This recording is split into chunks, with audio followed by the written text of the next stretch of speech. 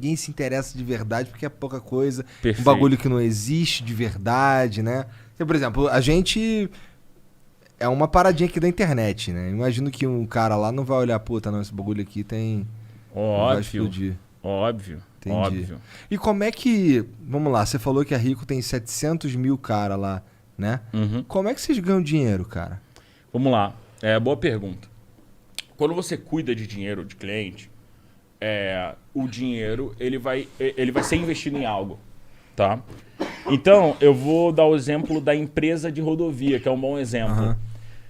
Essa empresa de rodovia, ela pode ou não, primeiro, ter montado a operação com a gente, né? A nossa empresa, ela tem uma remuneração por ter ajudado a construir essa operação. Tá.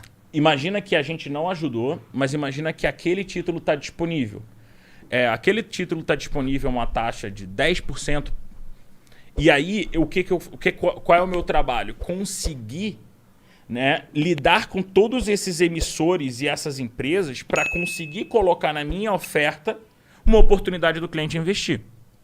Qual é o meu ganho nisso? Então você imagina que um título ele paga 10%, a gente vai passar para o cliente para 9,7% ou 9,8%. Então, toda vez que tem uma transação... aí vale a pena? Não, é porque assim, você tem que pensar que do nosso lado é esse pouquinho para várias pessoas ao longo do tempo, para vários clientes que estão há muitos anos com a gente. Então é um negócio super rentável, porque você o que você tenta construir é uma perpetuidade. Uhum. Quando você vai criando esses movimentos do cliente ao longo da vida dele, é óbvio que é um negócio super rentável e de pouco risco, porque eu não estou emprestando dinheiro para cliente.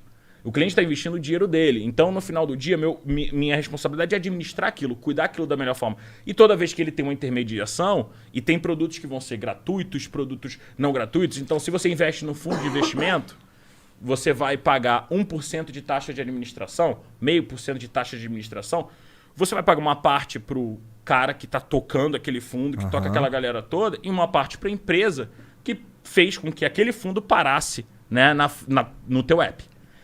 Normalmente esse fundo ele tem um cupom para essa empresa cadastrar quando ela pega um cliente.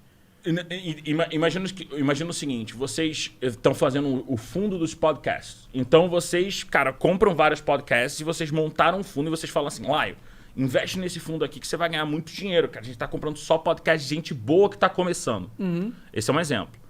Você montou esse fundo, só que o que acontece com o fundo? O fundo foi feito do dinheiro de vocês. Vocês pegaram uma grana, vocês investiram e começaram aquele negócio. Se vocês estão me chamando, eu preciso ter algum jeito de investir, correto?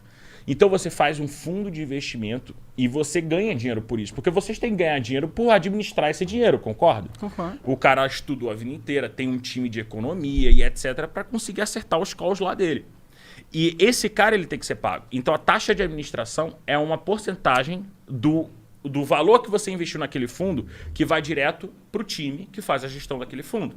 Então vocês vão ganhar uma grana e a Rico, se ela estiver oferecendo o fundo de vocês, ela também vai ganhar uma parte dessa taxa, porque no combinado com vocês eu falei, olha, para eu disponibilizar esse fundo, 30% da taxa é da Rico, Entendi. 70% da taxa é de vocês. Entendi. E aí aí é bom para vocês porque vocês distribuem, e é bom para você e é bom para mim porque eu consigo conectar vocês ao cliente e consigo fazer ele investir melhor. Então é assim que você vê que é tudo um ciclo. É uma empresa que precisa de um dinheiro, de um gestor que olha as empresas que precisa escolher. Então as pessoas falam assim, nossa, é impossível investir. Ou eu preciso da ajuda de alguém que vai me ligar todo dia para investir. E não, a minha carteira e grande parte do meu portfólio está em gestores competentes. Tem vários, muito inteligentes, muito sagazes. E eles estão olhando o mercado o dia inteiro. Então é melhor confiar neles. Eu pago por isso. Entendi. Aí o cara que... Tu basicamente deixa a tua grana com, igual a gente faz aqui. Com um cara que manja. O cara que tá lá... Não só manja, mas é o cara que tem o tempo pra ficar lá o dia inteiro ali naquela porra. Porque manjar por manjar, tu manja. Exato. É o trabalho dele. Então ele viu o negócio caindo 5%, ele vai falar, cara, eu vou tomar uma decisão aqui. Ele subiu o negócio 5%, ele vai tomar uma decisão aqui. No meu caso, imagina eu, 2 horas da tarde, tem uma reunião, a gente precisa fazer um projeto e aí caiu tal coisa e eu paro ali pra... Você não consegue. Não tem como, eu tenho que focar no trabalho. Aí você paga esse cara. E eu pago esse cara? Eu pago esse Você cara assim como meus você clientes. pessoalmente, você paga um cara? Eu pago esse cara. Eu tenho uma conta, eu tenho a conta com a grana lá e, cara, esse cara é cobrado como qualquer outro cliente. E quanto que você paga pra esse cara? Na mesma taxa.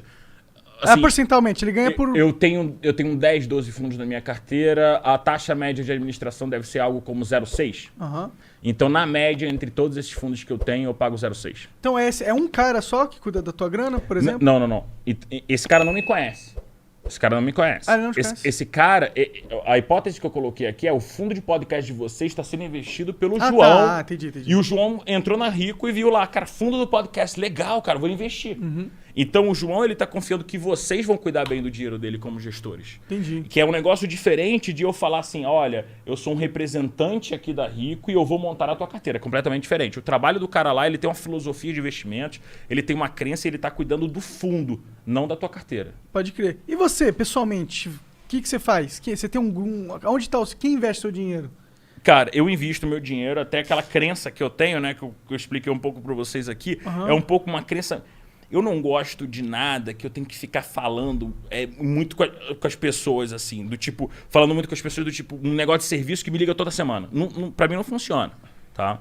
Eu acho que essa coisa de investir, é óbvio que eu tive uma experiência dentro de uma empresa de investimento e você aprende muito mais rápido do que você aprende consumindo informação fora.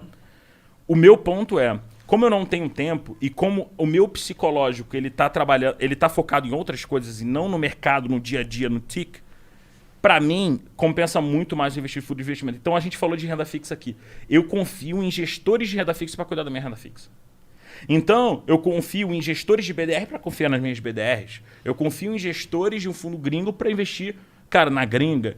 Então, a minha cabeça é assim, muito melhor fazer através desses caras. Então, eu conheço a filosofia do cara, eu conheço o cara, eu acredito nele, eu perco tempo fazendo isso. Entendi. Conhecendo esses caras. Entendendo esses caras principalmente. Onde você vai atrás desses caras? Eles estão muito próximos a gente. Assim, a gente tem mais de 400 fundos listados na nossa plataforma. E para cada um desses fundos, e esses 400 e tantos fundos devem ter 70, 90 gestores. E esses 90 gestores se relacionam com a gente quase que semanalmente, né? Para a gente acompanhar como é que está o fundo do cara, se está dando dinheiro, se não está, se o cara está fazendo risco adequadamente. Então, lá dentro, você consegue muita proximidade, mas eu também pergunto para muita gente inteligente. É natural você vai perguntando assim, olha, você conhece gestor tal? Não, eu conheço. Não, acho o cara incrível por causa disso e disso e daquilo. Ah, tá. Então você vai tentando entender. Ou você vai lendo os livros, tem muito o Florian, ou você vai lendo artigos, o Luiz Stuberg da Verde. São caras, assim, incríveis. Assim, recomendo que vocês chamem uma vez um aqui, que vocês vão ver que é um trabalho incrível.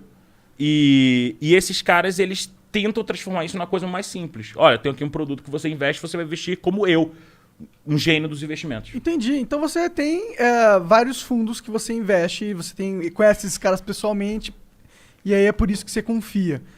Você indica isso para a maioria das pessoas ou só para quem mexe com muita grana? Não é para quem mexe com muita grana, tá? Esses fundos têm mínimo de R$100, R$500. Inclusive, o que a gente constrói? Vou te dar um exemplo do que a gente constrói que é bem legal.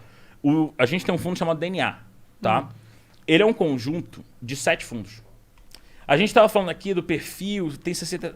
Imagina o seguinte, eu olhei e você fez um questionário contigo e eu vou te perguntar coisas do teu cotidiano. Ah, cara, se o carro tivesse aqui, você atravessaria a rua ou não? E etc. Caralho. E eu vou fazer um mind mapping. Eu vou tentar entender quem é você e vou falar assim. Psicotécnico. Eu vou entender como você reage, como você socialmente reage. Assim, você é um cara consumista, você é consumista por hábito ou você é consumista porque você quer ver os outros te vendo com um carrão? Então tem certos aspectos que interferem na forma como você lida com dinheiro. Depois que você faz isso, a gente faz assim, cara, o melhor fundo para você é o fundo Brave. Então assim, a gente tem um fundo lá, bravo, né? Bum.